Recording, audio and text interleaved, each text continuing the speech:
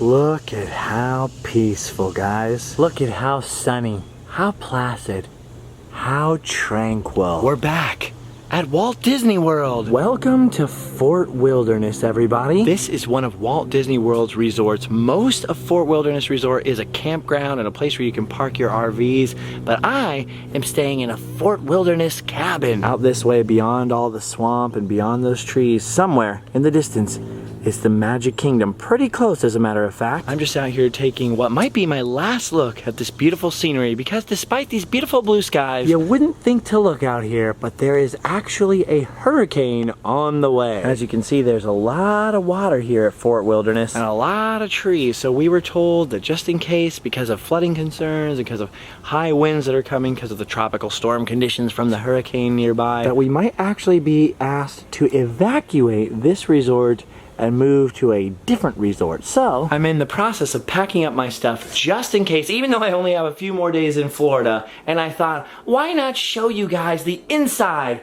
of the Fort Wilderness cabin? check this place out. Pretty cool. Look at this little dining area here. There's a table and chairs, cool light fixtures with a bear. Pretty good sized living room in here too. Look at it. Pretty awesome. So there's the front door right there. You enter and you have a whole little kitchen to yourself. Stove, microwave, freezer and refrigerator with some Mr. Pibb, coffee maker, banana, A toaster that's probably full of evil gluten crumbs. They even have a dishwasher in here and cabinets full of plates. Some crazy little mason jar cups so you can get into the whole southern wilderness theme here. Silverware, pots and pans. Look at this. This is awesome. Whenever I come to Walt Disney World, I'm always thinking, okay, I'm gonna go stay in Kissimmee, which is a nearby city. There's some hotels for 35 bucks a night. But I have this friend who likes me and likes you guys and wants me to stay in the Disney resorts, usually so that I can film them and share them with all of you guys. And this time, when I was coming on this trip, I was here with Allie and my son London,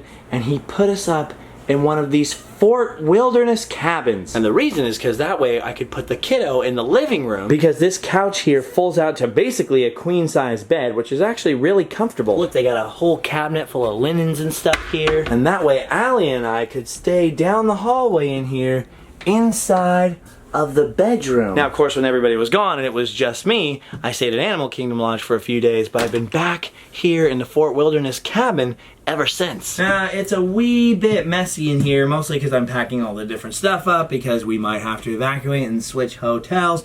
Also because I spent several days in here just being sick, like, So I have a jug of water I've been drinking. There's my NyQuil right there, and there's all my stuff that I'm getting ready to pack up. But this room is super cool. You got a little TV in here. There's a big TV in the living room. You got a little TV in here. There's a whole closet area with a room safe, ironing board and what have you. Over here, there's a whole makeup mirror area. Look at that cool light fixture right there. Then, of course, like a lot of the Disney resorts, there's a bunk bed in here, so you could theoretically put 2 human beings in the bunk bed. And then right down next to the bunk bed is a queen-size bed over here that you could theoretically fit 2 humans on. So really, just with the beds Disney's provided in here, between the living room, the bunk bed, and this bed, You could basically fit 6 people and sleep 6 people inside of this cabin really easily. Big old mirror here on the inside of the door, which is very creepy. because when you're laying down in this bed over here at night and you close the door, you just like look up and see yourself. Then of course there's a bathroom. Again, I'm packing up. It's a little messy right here. Got my stuff there.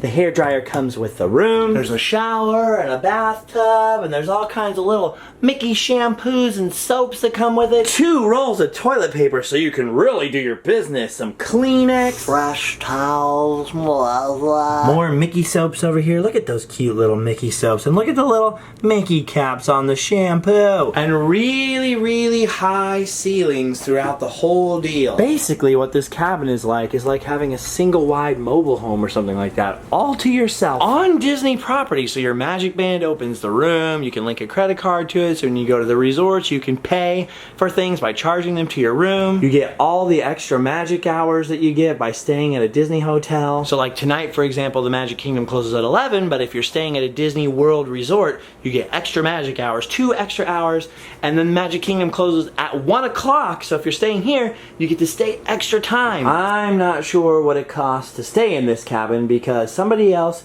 got it for me, and obviously it would be kind of rude to ask. But I'm told it's basically comparable with staying in some of the other hotels on Disney property. But with the cabin, you're theoretically able to split it up amongst a lot more people, and not only that, here you can buy all your own groceries, make your own coffee in the morning. It's really close to Magic Kingdom, so you can come back in the middle of the day and eat lunch, which is what I was doing. I was making eggs and stuff, making a mess in here. So rather than staying at a normal hotel where there's no microwave or fridge and you really gotta eat out of the restaurants and all that kind of stuff, you can stay in here, cook for yourself, or if you have like 5 or 6 people in here, you can split the room, you guys can split the bill and make all kinds of food. So this is pretty cool. I had no idea anything like this existed before this trip. Probably one of my favorite stays at Disney World ever, being in this cabin. This thing is like 4 times, maybe 5 times the size of where I live in California in terms of I just live in this little room, and having all this to myself was pretty awesome. Wait a minute. All this to myself? That's right. I did have all this to myself. I had the whole cabin to myself. I had a big old cabin to myself. I had the whole cabin to myself. I had the cabin here to myself. Oh, good time. So there's the boxes of stuff like what Ripley's gave me, a couple Disney things. They're not gonna fit in my luggage, so I gotta pack them up and take them to the UPS store maybe and ship them home. And if they proceed with the evacuation, mostly because there's a lot of water here and trees, they just want to be on the safe side. I'll probably have to switch to a different Disney hotel before I head home, so this might be my last loving look at the cabin. Forgot to mention the outside of the cabin too. They got this big deck out here with a lovely view of the swamp. At nighttime, there's been about 100 billion frogs. Like seriously, 5 or 6 frogs will be sitting on top of this door. 2 or 3 frogs will be hopping around the deck. There's been lizards crawling all over and raccoons climbing in the trees out here. Pretty cool. So they have the whole porch area with picnic tables outside. And there's a barbecue pit here, and you can rent little golf carts kind of like that one. And way far away they got a bus station. They have little boats that you can take to the Magic Kingdom. They've got restaurants. They've got little trading post stores. They got pools. They have laundry rooms. So they basically have all the stuff they have in all the other Disney resorts, but more spread out here because there's RV and tent camping all over Fort Wilderness. So I never thought I'd stay here because, you know, I wouldn't think of camping at Walt Disney World as my go-to move, but it turns out that they've got these amazing cabins. So if you've got a family and you're looking into the future for Walt Disney World plans, I would highly recommend this. It's not the fanciest place I've ever stayed at in Walt Disney World. It's not the most crazily themed, although I gotta tell you, it does look like all the furniture was made by Ewoks. Zap knob. Good bench. Zap zap zap zap. But definitely one of the most peaceful and private stays of any place I've ever experienced at the Walt Disney World Resort. And super beautiful outside. I know you probably can't see, but that water down there is full of tadpoles. Pretty wild. Pretty wild. And of course you can camp here, and I'm told that camping here or bringing an RV here is actually really reasonably priced. So this is one of the places that if you're on a budget and you're looking for alternative options for staying on property at Disney World, this might be the place for you. tape up these boxes here to ship them home. That ought to do it. After I ship this stuff home, basically that's it. I just gotta start saying my goodbyes to Walt Disney World. It's a weird thing because I'm actually here for a couple more days, but because the hurricane's coming, we're supposed to get really bad tropical storm conditions in Orlando for like 2 or 3 days. So I have no idea whether or not the weather's gonna be good enough to do any of the things that I want to do before I go. So it's almost like today's the last day, the last guaranteed day of sunshine. All right, time to head out of Fort Wilderness. And go mail these boxes. Look at this. You would never know there's a storm coming. It's like the most beautiful day outside here. I mean, don't get me wrong, it's like 87 degrees and super humid and sticky and hot and the sweat rolls down your back and everything. But other than that, it's a beautiful day at Walt Disney World. Man, between all the rain we've been getting out here and how sick I've been the last couple of days, I've really only accomplished about half the stuff I set out to do on this trip. But that's Disney World. Every single time I come here, it's like, it's so huge. There's just so much to constantly do and see. Ooh, all right, here's the UPS store. Took me a while to find it. I just grab these boxes, I'll be right back.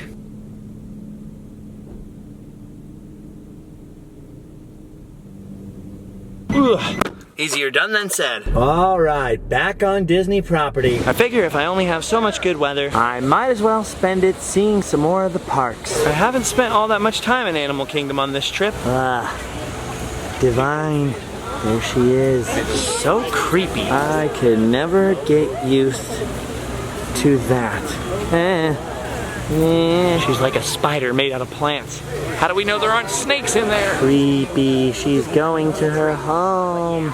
Her home. Oh, Animal Kingdom, the weirdest Disney theme park. It's so lush and jungly. The Tree of Life here is actually on an island called Discovery Island, which is sort of like the hub for Animal Kingdom.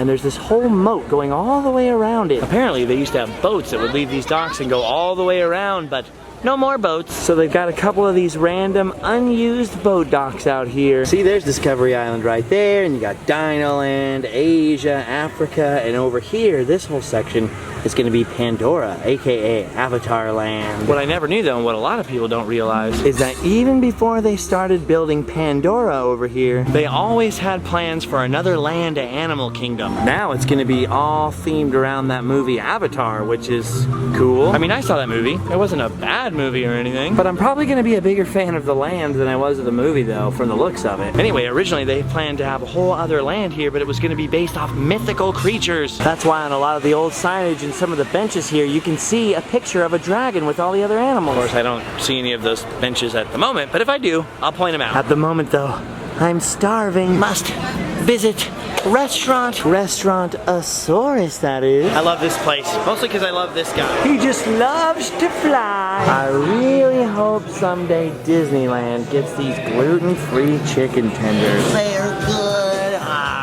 I want them for my home.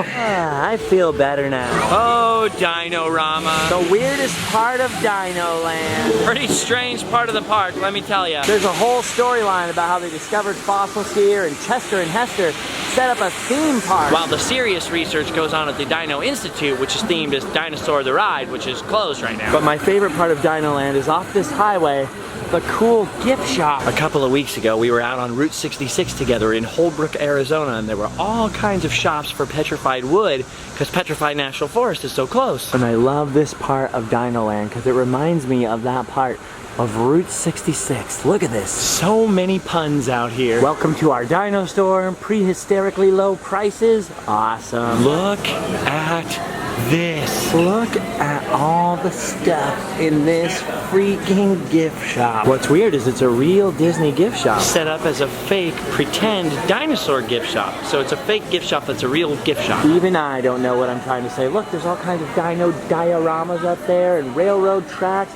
Big giant dinosaurs. About 1 billion little plastic dinosaurs hanging everywhere, including some on parachutes. So that's how they went extinct. Ooh, and dinosaurs for sale. This is a Rorosaurus. Ooh, it says try me. Kind of sounds like that monster in The Legend of Zelda. Wonderful dinosaur things. Ooh, I almost forgot how little daylight we have left. As much as I love the Dino-Rama, that's not why I'm here. This is probably my last visit to Animal Kingdom on this trip, so I've got to go say goodbye to a certain Yeti friend of mine. Single rider line looking pretty good. 5-minute wait for Everest? Twist my arm.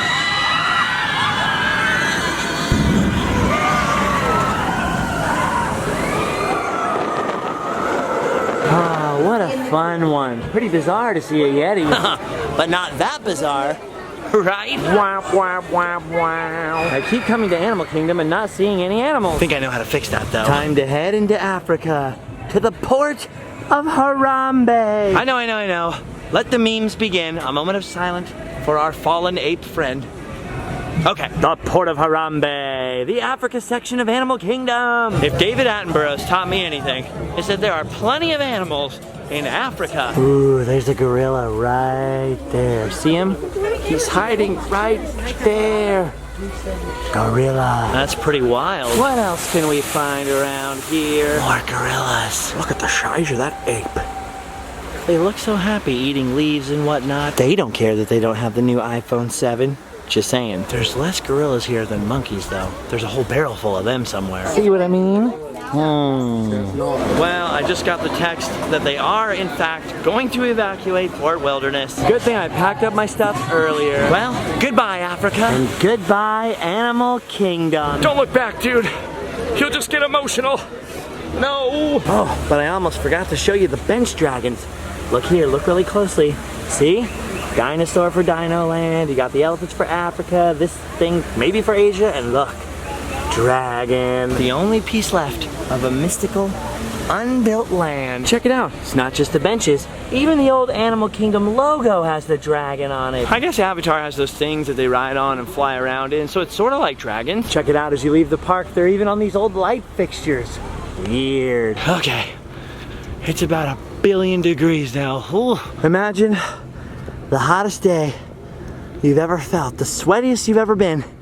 It's like the heat from the ground is coming up to cook your face. And it's crazy because like in 24, 48 hours or so, it's gonna be pouring rain relentlessly, crazy high winds, wild. Well, we can at least see what's going on over there. Yeah, the gas station is all filling up with people filling up their cars and filling up their extra cans. Storms can change direction at the last minute, but it looks like this one's coming pretty close to the east coast of Florida and definitely gonna get some crazy winds and rain in Orlando. Oh, the calm before the storm. Okay, let's see what's going on. Okay, let's see what's going on. Oh yeah, all the RVs and all the campers are leaving. Well, so far no letter on the cabin or anything. Although I'm told by my friends who work here that there will in fact be a letter coming any minute, and it's basically gonna say, hey guys, by noon tomorrow, y'all gotta go somewhere else. Don't worry though, I'm sure this guy over here will just switch us to a different hotel. Right, Mickey? Mickey would never let anything bad happen to us. Right? For the moment though, I guess I better be packing up the rest of my bags to be ready to move. So I guess that's it for now. Cannot control your circumstances, but you can control your reaction to them. So we're gonna be safe, we're gonna be smart, gonna be prepared, And hopefully we're gonna be just fine. livefastdiepoor.spreadshirt.com for the sweet t-shirts and hats, patreon.com/JustinScott if you want to help keep the show on the road. For now, I'm gonna pack up. I'll see you guys a little later. Bye-bye!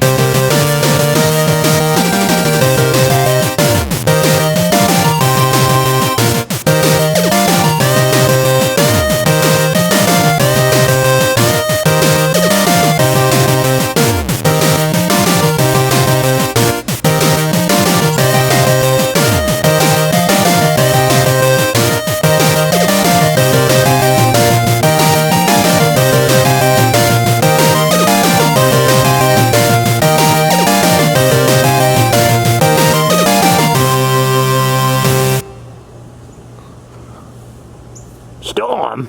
I love a good storm. Bring it on. Let the grid go down, Lord. I don't need it.